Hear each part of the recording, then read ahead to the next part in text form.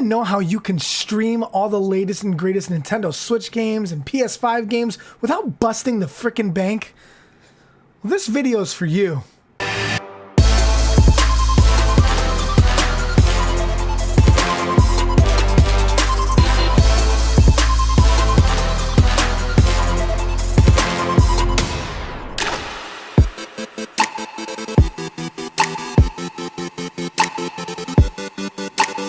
Yo everybody, it's your main man Mighty Albert, and we have an awesome video for you. This one's pretty exciting for me. This is a little bit of an upgrade video, and I wanted to give you guys a little bit of a tutorial on how exactly can you stream or record games from your Nintendo Switch or from your PS5, put them all on OBS or put them all in a studio and edit it out and make awesome videos.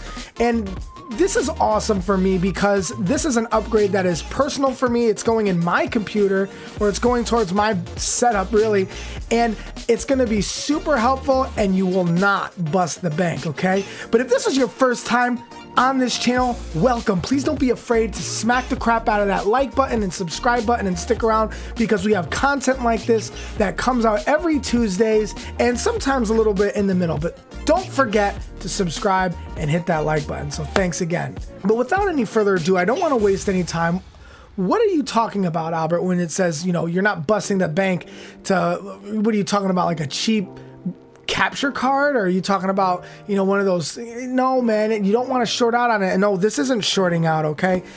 I'm going to be talking about the EVGA XR1 capture card, and this is a really awesome, inexpensive way to capture your games in 1080p and output them in the resolution that you want. Not in 4K, but this is going to get you in the door and get you some really good quality. And let me tell you a little bit about it first. So as you know, the company that really pretty much runs the streaming market is Elgato, right? They have the Elgato capture cards, key lights, they have all sorts of things like the Stream Deck or the Steam Deck. No, that's not it.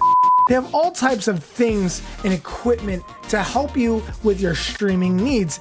And while they're awesome products, they are a little pricey, if you do know what I mean. So we're gonna switch views, and I'm gonna open this right in front of you while I talk a little bit more about how I came across it and why I bought this one. So right off the rip, the reason why I got this one was because the one I was looking at by Elgato was a PCIe one, meaning it would just plug right into my computer through the PCIe slots inside of the motherboard, or on the motherboard inside, see, whatever. And you know, that would have been it. I would have plugged in my HDMI from my Switch or my PS5 and it would have been good to go. And all I would have to do is attach one of the monitors to the PCIe capture card. And I was looking online for the 1080p one, and I was like, wow, there's no more left. The only one they had was the 4K. And I was like, no way am I gonna spend $300 on the 4K one. There was just no way I was gonna do that. And so I came across this guy and looked at all the reviews. I did some research, and EVGA is a really well-rounded company. And instead of paying even the $180 for the 1080p 60 Elgato card, this one is a 1080p EVGA, which again is a really well-respected company, and I only paid $60 on sale on Amazon, and this was March 26th. It was just like a couple of days ago I bought it. So this is the box, and this is like what it's packaged in, and it's, I'm assuming that's the card, and there's other things within this box. And you get what I'm going to assume is, this must be the USB C to USB 3.0. Yeah, I use a paring knife. That's what we use. I almost just cut myself in the face, but you know, that's it is what it is. Yeah, this is the HDMI. Oh no, this is the HDMI cable. Okay, awesome. So they give you an HDMI. Pretty good length. Should be able to hopefully reach my monitor on this side. We'll see. We'll mess around with it. We'll make it happen. And you get this as well. You get, this is the HDMI. No, this is the USB. Yeah, this is the USB to USB Type-C that attaches to the actual card. Yep, USB 3. Yep, make sure, and you know what's crazy is that a lot of units like this will say that it's USB 3 and it's really not. You got to be really careful. That's why I always read consumer reports. I won't necessarily take a reviewer's word for it. If I watch a review on YouTube, or if I, you know, look at like reviews by like popular media outlets, I don't really go by what they say. I always look at consumer reports, because consumers who actually spend their hard-earned money will really just tell you if something is good or not. So that's why I'll always look at them. So because I'm a pleb and I don't know how to unbox anything, I'm just gonna take it out from right here. And they have it nicely little wrapped. Oh yeah, this is the moment. All right, and there it is. Let me get all this garbage out of the way. Move it over to the side. And that's it.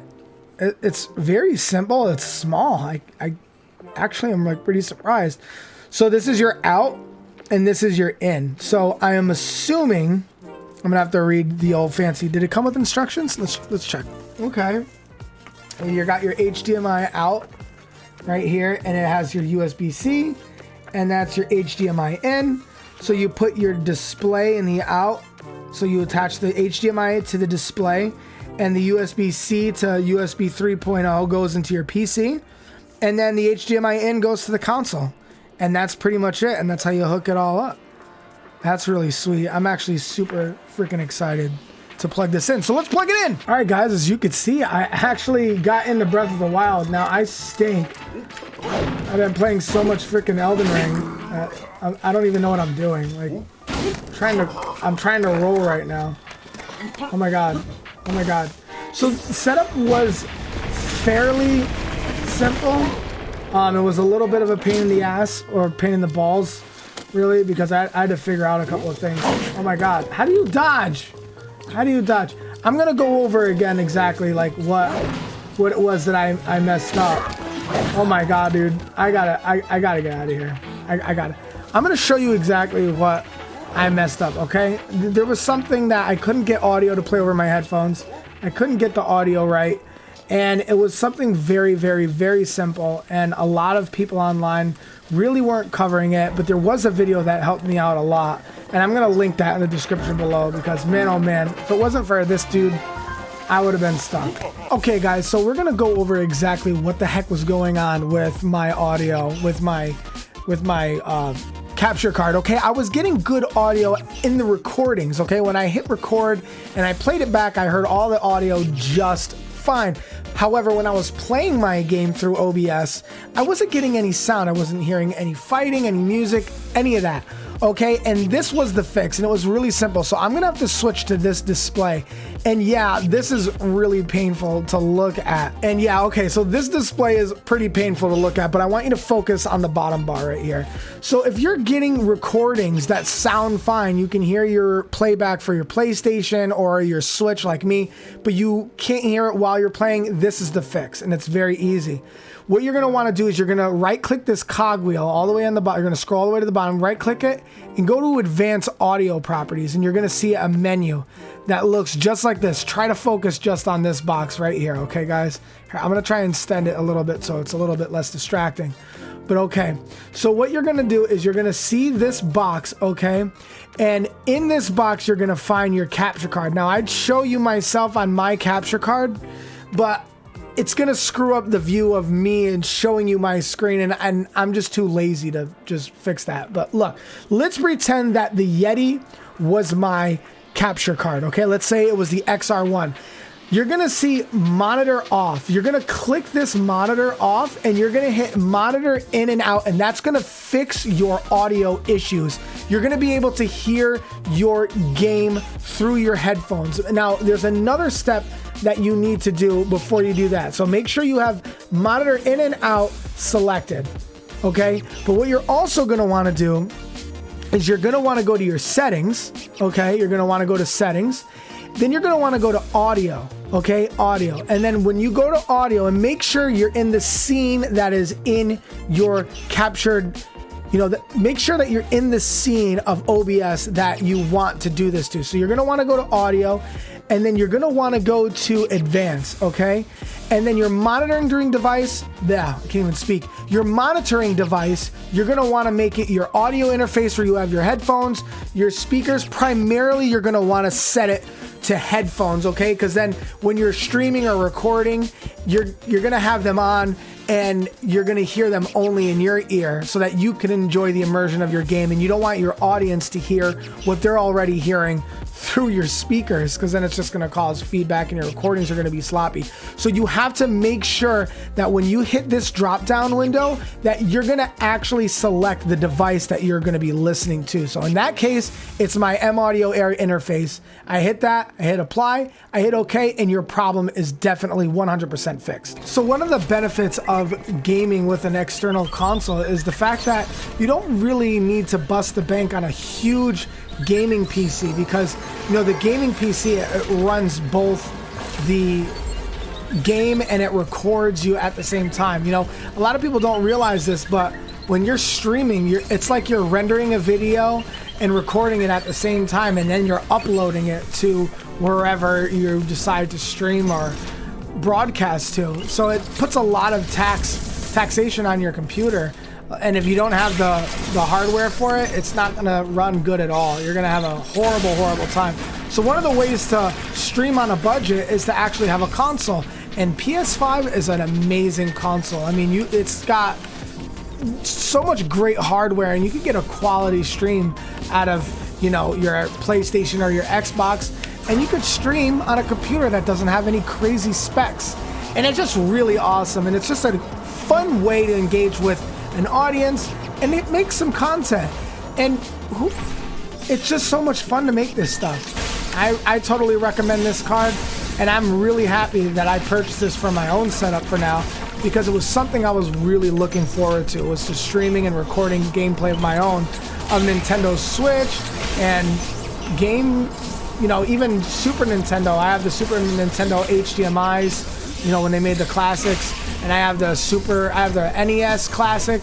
I could stream those as well, or record them. And it's just something that's going to be really fun and exciting to do. And I hope that you can do the same with your audience or with your stream or whatever you want to do. But that's going to do it for this week's video, you guys. I really hope this one was helpful for you guys. I know it helped me finding this product out. And yet again, it's the XR1 Lite version, okay? At $60 MSRP, you really cannot go wrong with a quality entry-level capturing card. And it's just freaking awesome. You don't short out on quality, you save money, and you get a quality product. And Elgato's great, don't get me wrong, but some of their stuff is a little pricey, and it's great to see some competition out there in the field, because the only people who win when there's competitions are you and me, the consumers. Remember that. So thank you so much for watching this video. Please don't forget, before you leave, to hit that like button and hit subscribe. It helps out a lot and it's free. But alas, I will see you in next week's video. Peace.